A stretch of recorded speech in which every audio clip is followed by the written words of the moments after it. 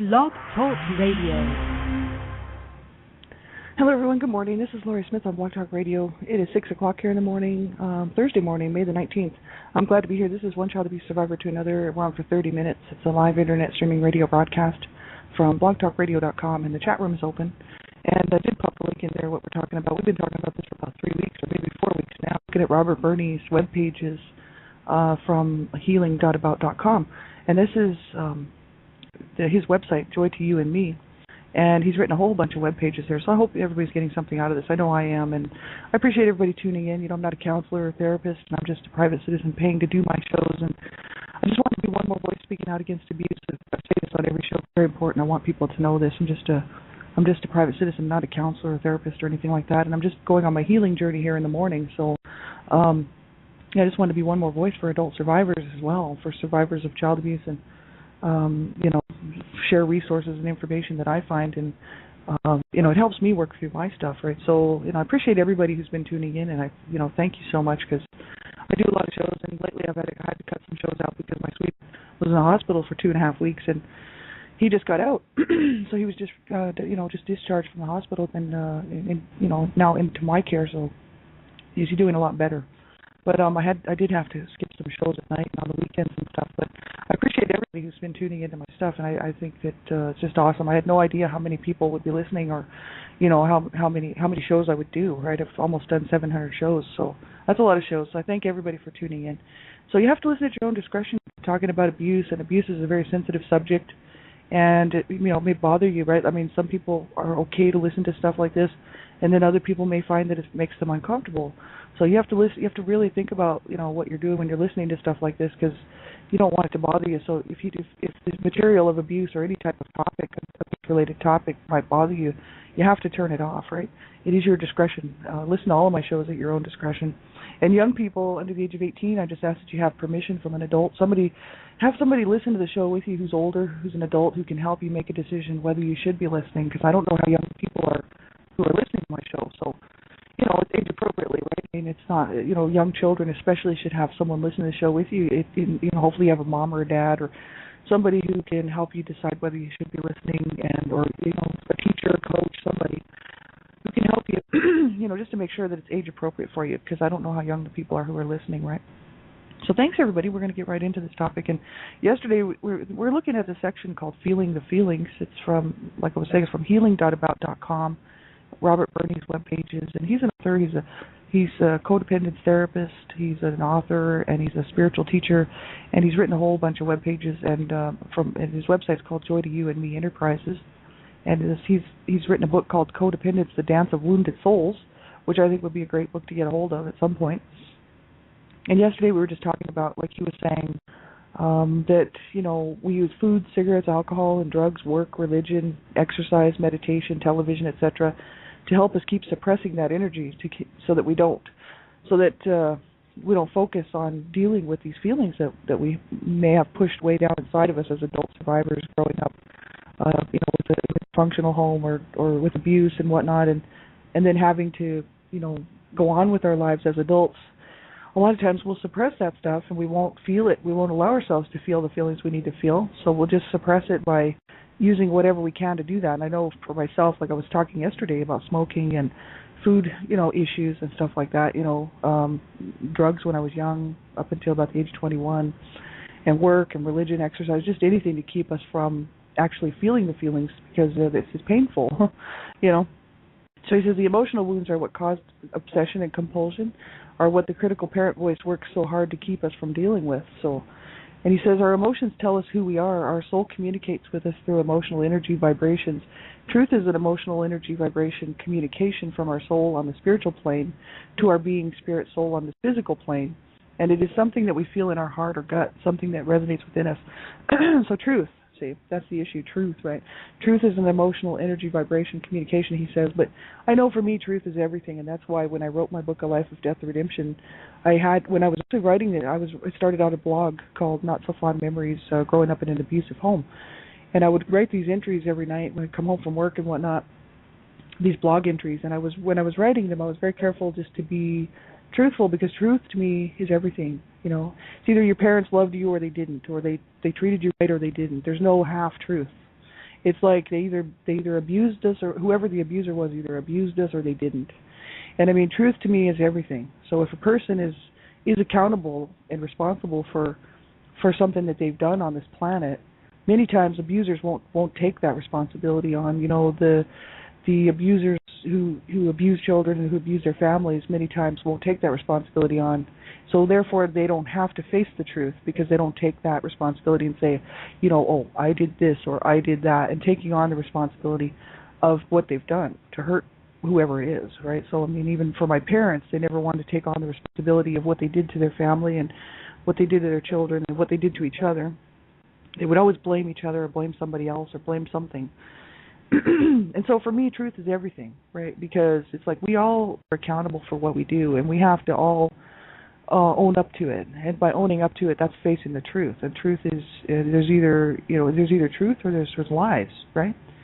So when I wrote my book, I was like very careful to put in there the truth. And before it went to be published as a book, which Donna Shear and Sandra Potter had seen my book and had seen my blog, and they said it really should be a book. And so we put it together in book form, and they allowed my voice to be heard, which was awesome. And so all the proceeds from that book are going to Dreamcatchers for Abused Children, and I think that's awesome because that's what I wanted. And they didn't want that, but I did, and so, you know, it made me happy. And so, you know, that book is truth, every bit of it. That's the issue, and a lot of people think, well, how could parents do that? Nobody even wants to face the truth, right? That somebody could treat their own loved ones or their own family a certain way, but we all know it happens because children are being abused in every way by their parents, by their caregivers, you know, and whether it's foster care parents, or whether it's your own real parents, or whether it's just, excuse me, my voice is horrible. Excuse me. Whether it's just somebody who's gotten hold of a child and abusing a child, right? There will be an abuser. If there's going to be if there's a victim, there's an abuser, right? And so whoever the abuser was, you know what I mean? They don't want to take responsibility for them. And the rest of the world says, how could somebody do that to a child? Well, it's happening. Children are being abused, you know what I mean? Like everywhere, right? And in every horrible manner. And the thing is that these people think of children as some sort of a term like children, you know, just like what, socks in a drawer or something, you know what I mean? These are children's lives, man. And these children's lives, they grow up to be people like me, you know, people like me who have to deal with this stuff later on, at some point, who have to carry on and try to make some sort of normal, you know, life for myself, which most, you know, whatever we consider normal, and just try to survive and have a good life and find that peace and that joy, that, you know, inner peace within ourselves because of what happened to us as children. And so this is the issue. Truth is everything. So I like what he has to say here. It's something that we feel in our heart, our gut, something that resonates within us. He says our problem has been that because of our unhealed childhood wounds, it has been very difficult to tell the difference between an intuitive emotional truth and the emotional truth that comes from our childhood wounds. And when one of our buttons is pushed and we react out of the insecure, scared little kid inside of us, or the angry, rage-filled kid, or the powerless, helpless kid, etc., then we are reacting to what our emotional truth was when we were 5 or 9 or 14, not to what is happening now. See, that's really interesting what he said there, because that's so true. I mean, I have to wonder sometimes what my motivations are in reacting to certain things that people will say or do. Am I reacting from a child who was being abused? Am I reacting from that point, or am I reacting from my adult self now, right? And I noticed that many times a lot of the decisions I've made in my adult life were all based on what my inner child was thinking and feeling about the situation. So I was letting my inner child basically run my life. I was letting this, you know, child of 8 years old, 9 years old, whatever, 10 years old, who, you know, this inner wounded child, to run my life, because I'd make decisions based on how I felt as that wounded child, right? And I think that's pretty much what he's talking about here. He says, since we have been doing that all of our lives, we learned not to trust our emotional reactions and got the message not to trust them in a variety of ways when we were kids.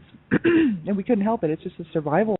When you're a child and you're going through this stuff, I mean, you're just doing the best you can, and, you know, you're just coping as best you can, and these things just come on us. You know, I mean, it's not really our fault. But as an adult, we need to learn how to recognize that stuff and make sure that the decisions we're making today are not based on something that our inner child is feeling from so long ago and being so hurt and so wounded, you know what I mean?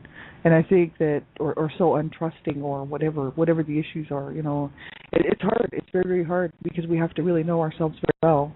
And I think in order to do that, we have to be able to understand what's happened to us, be able to feel these things and go through it. That's why yesterday I was saying, it's so important for people to get help and not, not suffer on their own. And if a person's having a hard time and can't cope, then they need to get help, whether it's like I was saying, support or online group support or counselor or therapist or whatever's going to work for us, because we're all different, right? So we just need to make sure we're okay. Like me, I'm okay to do self-help because I know myself that I'm not going to hurt anybody and I'm not going to hurt myself. I've made a clear commitment that I'm going to get through this and it's going to be fine. And if I do have a hard time, then I'm going to get some help, right? And so, but not everybody can do self-help because of this, just because of the situation. We've all been through different things and we've all suffered different things and we all feel differently about things because we're all different, right? And so what works for me may not work for somebody else, and what works for somebody else may not work for me, right? So I think it's as long as we make sure that we do the best thing for ourselves and become our own best advocates. And I read this on a website quite a while ago, probably about a couple of years ago. I saw this on a website that it said, you really have to be your own best advocate.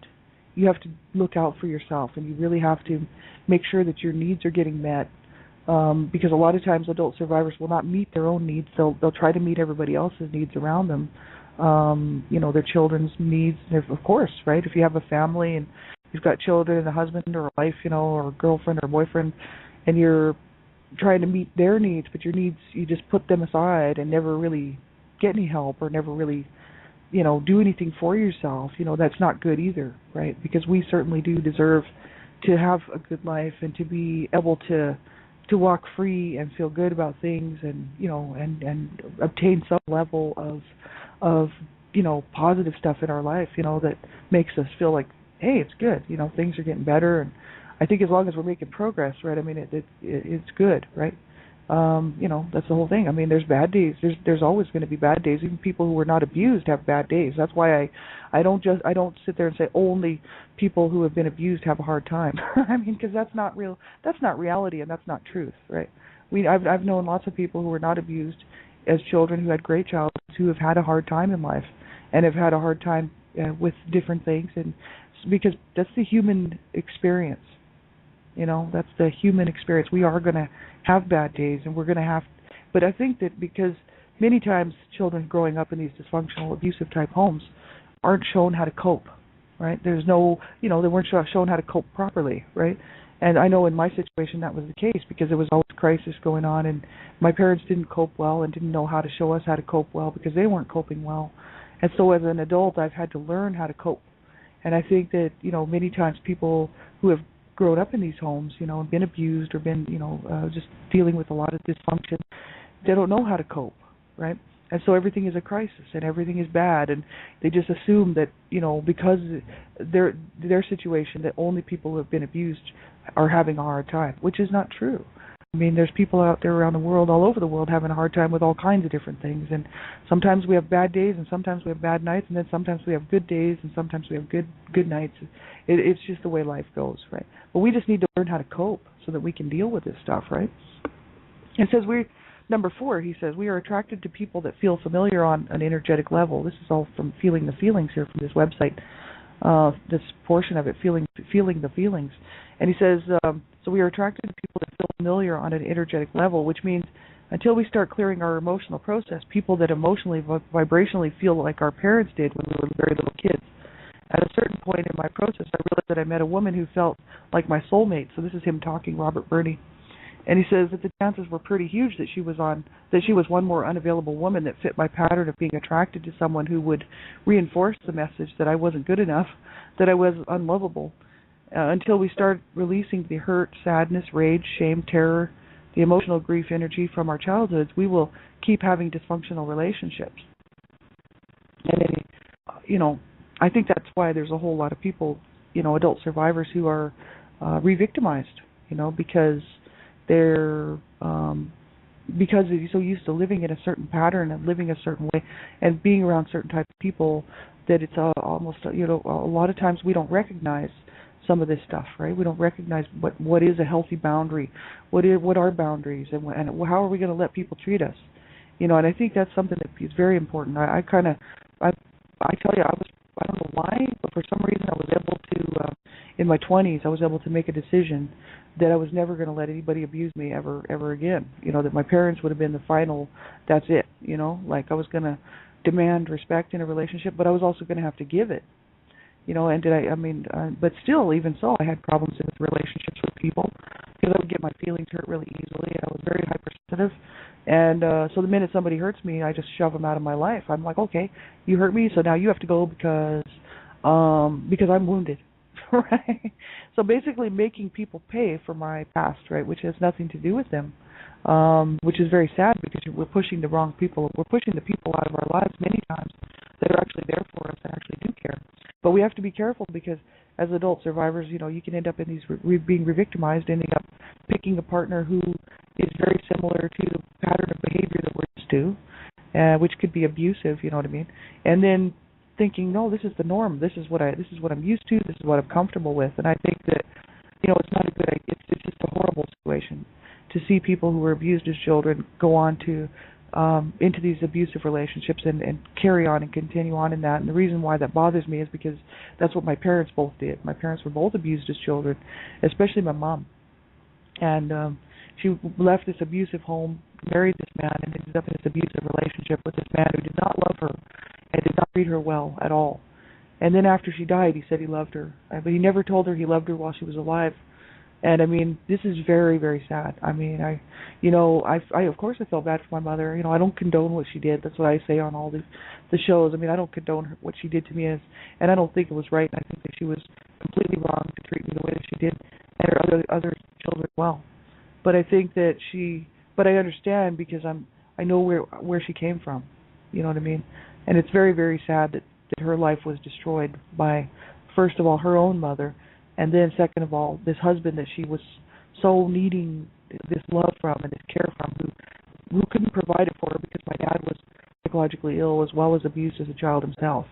Who knows really what happened with this guy? You know what I mean? His family's a little off. I don't know what's the matter with them all, but they've all got problems and they all have all kinds of issues. And they seem okay on the outside when you talk to them, but when you actually get to know them, they have all kinds of weird. They're all psychologically ill. You know what I mean? And who knows what their parents were like? Their parents were first cousins. My dad's mom and dad were both first cousins, and they were both. This was back in the 1800s when they actually allowed people to. They would encourage that type of thing, especially in the country, out in the woods and the hills, you know. And that's where my parents were both from, and the sticks, you know, out in the middle of nowhere in Nova Scotia, back in the 1800s, you know. So my grandparents were born in the late 1800s. My dad's parents, and they were really old-fashioned people.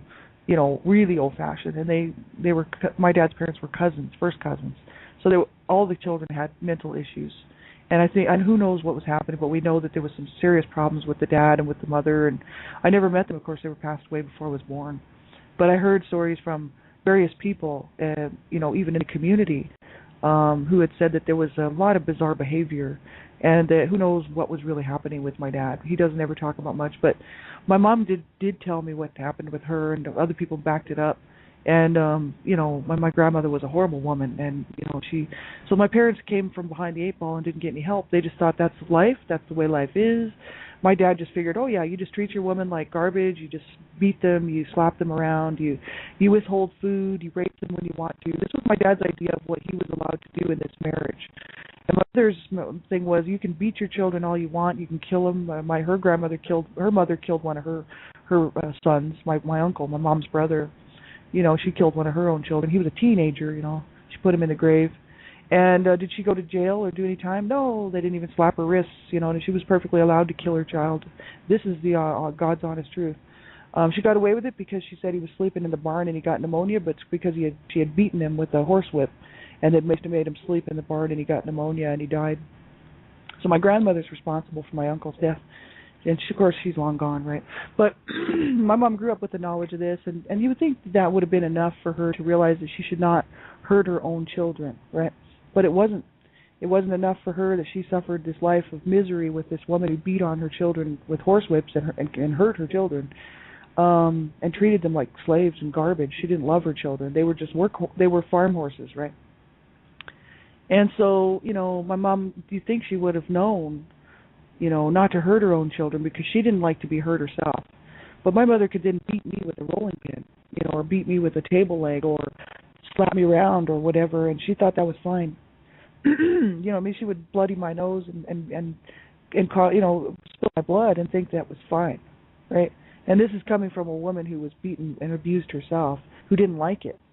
So I saw that, and I knew that, and of course I was like, "What's the matter with you, that you didn't like being abused, and that you would do this to me?" And so I would speak out, and I'd say, "Why are you treating me like this? You didn't like to be abused as a child," because my mother was a manic depressive, and she would sit around at night saying, "I was abused, and I should just kill myself," and all this stuff. And then if I said, "Well, you don't like being abused, so why are you treating me the way you're treating me?" Especially when I got older, she didn't have a good, she didn't have anything to say about that. She would just beat me some more because she'd be like, "Oh, I don't want to hear another word out of your mouth." You know what I mean? She didn't want to hear from me because I was telling it like it was. You know what I mean? And I was, I could see this stuff. I could recognize it. I was like, "What is going on? You didn't like what your mother did to you, and why are you, then you can treat me the way you treat me." So I mean, it's not cool, but people do it anyway and take their garbage out on each other, and it's really wrong. So he says, until we start releasing the hurt, sadness, rage, shame, terror, the emotional grief energy from our childhoods, we will keep having dysfunctional relationships. And I mean, I realized that when I was like 30, entering this relationship with my sweetheart now, I had all kinds of behaviors that needed to be corrected, and I needed to make sure that I was not, that he was going to treat me right. And because I had a huge trust issue. And so, it did take a while for me to change some of my behaviors, and it took us a while, especially me, to learn how to trust him. And eventually it did work out. It's great, but it did take some time. And I think as long as we know what those boundaries are, for what we're going to allow in our lives, that's what we have to make a clear decision on what we're actually going to allow. Am I going to allow somebody to disrespect me? Am I going to allow somebody to mistreat me? And then draw the line and say no. And the minute somebody does, I'm going to confront them on it. Because the last thing we want to do is end up with a partner, whether it's a man or a woman, doesn't matter, who's going to abuse us, right? Because people are. Domestic violence is a huge problem. Domestic violence and abuse is huge. It's rampant. It's in almost every relationship, unless people actually care for each other and make a decision that they're not going to hurt their partner. You know what I mean? Because people always use their family members for punching bags. Whether it's an emotional punching bag, a verbal punching bag, a psychological punching bag, or a physical punching bag, right? People will use their family members to take their garbage out on, right? And this is really sad and pathetic because this is the people you count on to love you, to respect you, to treat you with dignity and love and care. And of course people make mistakes. They might say something wrong, but then they would apologize. They'd be like, "Oh, I'm so sorry. I didn't mean to hurt your feelings. I'll try to do better next time," sort of thing. But people have a real hard time with that because they get off work and they're grumpy and they're mad and they want to come home and take all their garbage out on their girlfriend, their boyfriend, their husband, their wife, and they want to come home and dish it out to their kids too, right? So that's why people are hurting each other, because they aren't making these clear decisions that, hey, I love my family and I would never hurt my family and I would never do anything with it that would hurt my family, and if I did, because I was just being stupid, I would make it right. See, but parents won't do that, so they show their children they teach their children how to grow up in these ignorant, dysfunctional, abusive homes. And then these children go out and they do the same thing to their children, right? It's a cycle. It's a perpetual cycle. And you really have to make decisions, clear decisions, on how you're going to let people treat you and how you will treat other people. Just because I was abused doesn't mean I can go around pushing my garbage off on people. You know what I mean? Treating people badly because I was abused, It's like, okay, I'm going to abuse somebody else because I was abused. No, you can't do that, right? That's what my mother did. That's what my dad did. And they didn't abuse the neighbors. They actually made good friends with the neighbors, but they trashed their family, right? And that is very sad. And it's because they hated each other. They got so hateful towards each other that they could not love their children, right? And that's the sad thing. They couldn't gather the children around and say, "We love you, this is great, let's take a family photo." We don't even have a family portrait. We don't have any portraits, period, of any of the children, or, school photos is it, right? And there's very few of those. My parents were not sitting around taking pictures of us and saying, "Hey, let's go to the park and let's go." My parents were like, if you open your mouth, I'm going to kill you, and, get the hell out of my house, and cursing us and beating on us and fighting amongst themselves. They were horrible, horrible people, and, I will never, ever condone what they did, and I will never, ever stop speaking out against what they did. Even though today, I mean, do I forgive them? Yes, I do. I had to, for myself, for my own sanity, and for my own peace of mind, and my own heart, because I had a lot of hatred in my heart, and a lot of unforgiveness, which was killing me, right? So, I mean, I have to forgive them, absolutely, But the thing is, do I condone it? Absolutely not. Will I keep speaking about it? Yes, absolutely, because this is wrong.